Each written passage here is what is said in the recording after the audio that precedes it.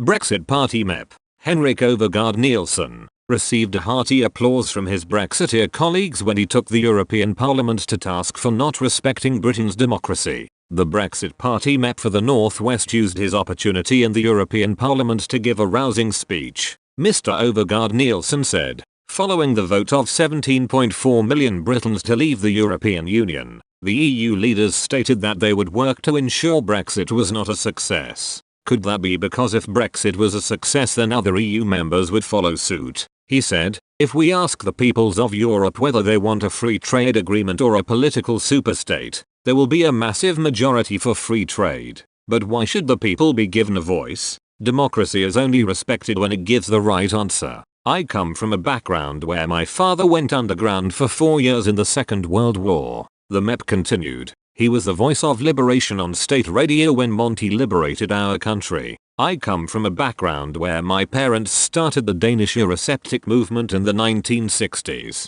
And I come from a background where I campaigned to halt the oppressive Maastricht Treaty. So I bow to no one in my belief in democracy, free speech and self-government. Mr. Overgaard Nielsen said, I urge this chamber to live up to its initial purpose of being the democratic light tower of the EU. By not only respecting the British people but respecting those beyond the privileged, unrepresentative echo chamber of the European Parliament. The Brexit Party MEP received enthusiastic applause from his fellow party members present. Mr. Overgaard Nielsen tweeted earlier that he had only been allocated 1 minute for his speech. He said, this is how much they value democracy around here. The MEP has vehemently criticised the recent Parliament legislation presented by Labour MP Hilary Benn. It requires the government to either reach a deal or gain Parliament's approval for a no-deal Brexit by the 19th of October. If the government does not do either by the October deadline, the legislation would then require the Prime Minister to write to the EU to request another extension.